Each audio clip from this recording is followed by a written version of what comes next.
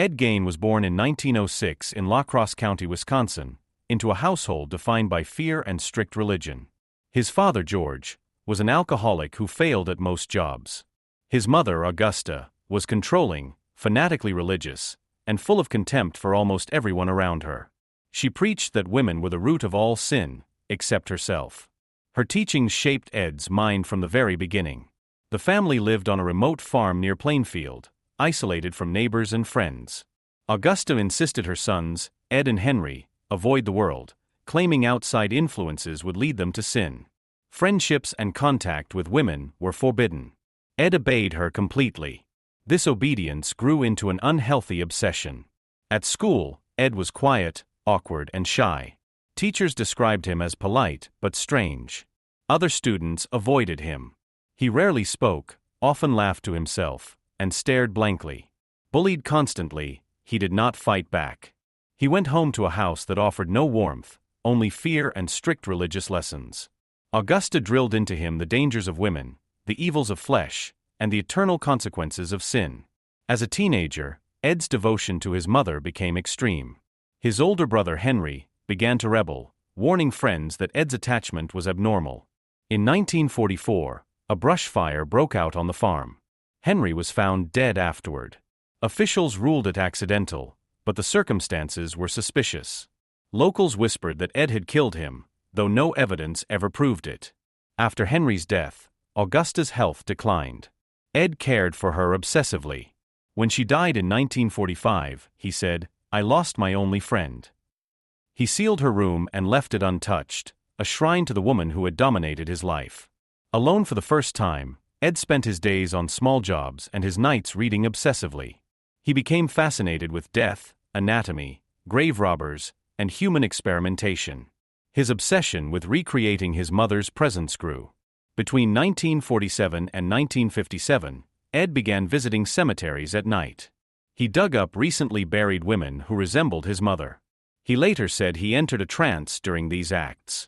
He brought their remains home and preserved them, creating objects that shocked even hardened investigators later.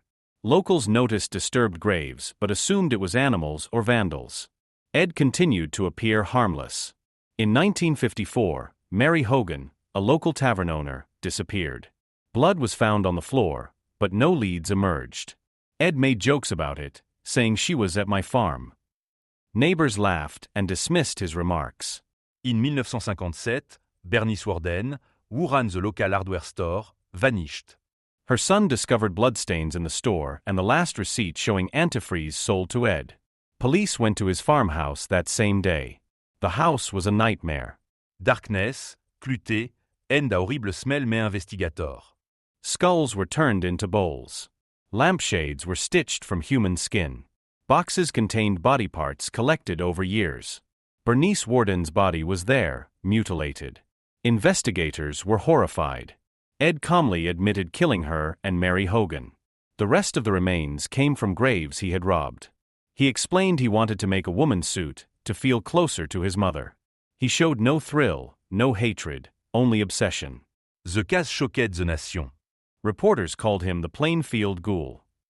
Neighbors who had known him their whole lives could not reconcile the quiet handyman they knew with the monster revealed in his home. Psychiatrists concluded Ed suffered from severe psychosis, delusions, and schizophrenia.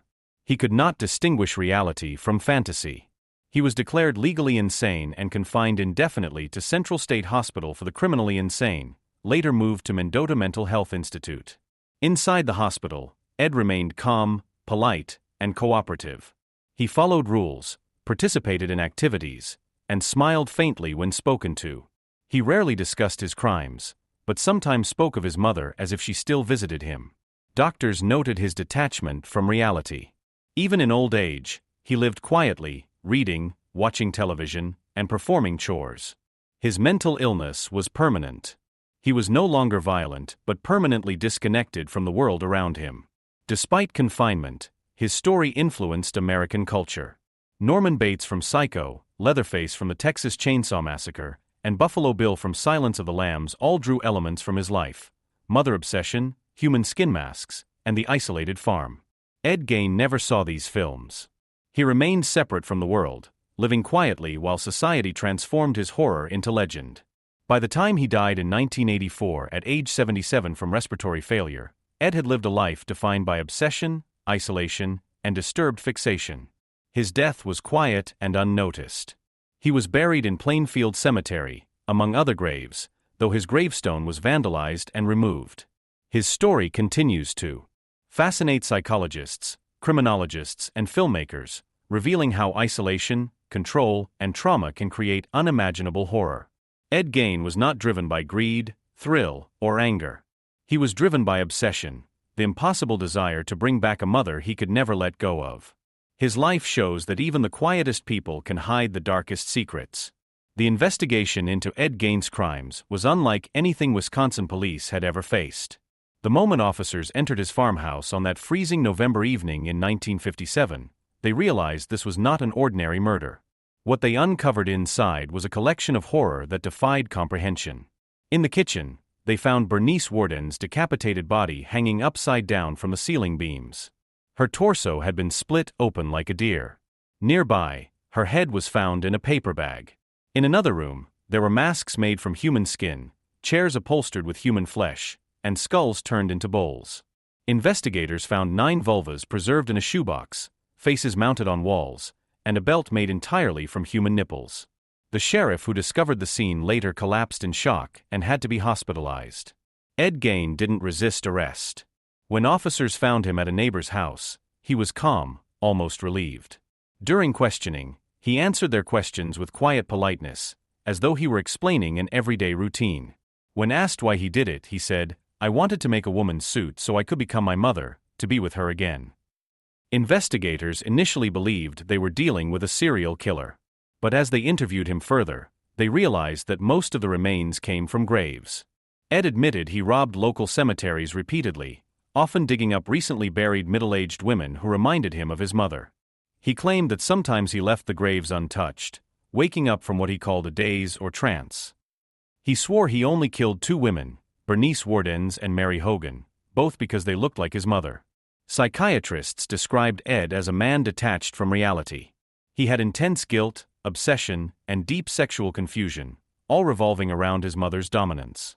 He didn't fit the typical profile of a murderer: no lust for power, no thrill from killing. His crimes were ritualistic, almost religious in his mind. Each act was an attempt to bring back Augusta, the one person he loved and feared the most. The public reaction was explosive. Newspapers called him the Butcher of Plainfield. National media swarmed the small Wisconsin town, turning it into a symbol of rural horror. Neighbors couldn't believe it. They remembered Ed as a quiet handyman who helped with odd jobs, babysat children, and attended local gatherings. They said he was awkward but harmless. No one could have imagined what was hidden behind the doors of that farmhouse. As news spread, people visited the farm hoping to catch a glimpse of the house. Some locals treated it like a twisted attraction. Odeur wanted it gone forever. The county eventually decided to auction Ed's property, but before the sale, the house mysteriously burned down one night. Many believed it was arson. Locals said the town didn't want that evil place to stand another day. During his trial, Ed was declared mentally incompetent. He was found unfit to stand trial and committed to Central State Hospital. He didn't show remorse. Instead, he spoke with detachment, as if his crimes were a distant memory. Doctors said he had no understanding of morality. He saw his actions as necessary rituals. Over the years, he became a model patient, quiet, obedient, even helpful. He worked in the kitchen, watched television, and read magazines. Nurses said he was polite and never caused trouble. In 1968, after more than a decade of treatment, doctors re-evaluated him. They concluded he could finally stand trial. The proceedings were short. Ed was found guilty of first-degree murder, but legally insane. He was sent back to Mendota Mental Health Institute, where he would spend the rest of his life. As time passed, Ed became almost a ghost in his own legend. The public forgot his face, but never his story. His crimes inspired an entire generation of filmmakers and writers. Alfred Hitchcock's Psycho took direct inspiration from Ed's obsession with his mother. Later came the Texas Chainsaw Massacre and Silence of the Lambs, each borrowing pieces of his madness: the masks, the skin suits, the loneliness. Ed Gein unknowingly became the blueprint for the modern horror killer. In interviews, hospital staff described Ed as childlike, even friendly. He played cards, joked softly, and never spoke of his crimes unless asked directly. When he did, he described them without emotion. "I don't remember much," he once said. Juste bit en pièces. Doctors noted how detached he was from the violence. It was as if he had erased the horror from his own memory. By the early 1980s, Ed was an old man. He suffered from poor health but remained calm and compliant. He died quietly in 1984 at age 77, of respiratory and heart failure. There was no spectacle, no drama, just silence. His grave lies near his mother's in Plainfield Cemetery. Over the years, fans and vandals chipped away at his tombstone until it was finally removed for good. Only an unmarked patch of ground remains. Even decades later, the case of Ed Gein continues to disturb psychologists and criminologists. He was not a monster in the typical sense, not driven by greed or power, but by obsession and delusion. His mind was shaped by isolation, abuse, and an inability to separate love from control. He wasn't born evil, he was molded by the world he lived in. The true horror of Ed Gein's story isn't the body parts or the crimes themselves, it's how normal he seemed. He blended into his town, lived among ordinary people, and no one suspected a thing. That's what makes his story endure. It's the fear that the quiet neighbor, the harmless handyman, could be hiding something unthinkable. Ed Gein's farmhouse burned down, but his legacy never did. His crimes live on in pop culture, his name whispered whenever horror turns psychological. His mind remains a case study in the darkest corners of human obsession. How love, when twisted by fear and repression, can create something far worse than hate. His story is not one of evil triumphing. It's a warning that when isolation and control go unchecked, when the human mind is consumed by guilt and delusion, it can create something that even death cannot silence. Ed Gein will forever be remembered not as a monster from fiction, but as a real man whose madness changed horror forever.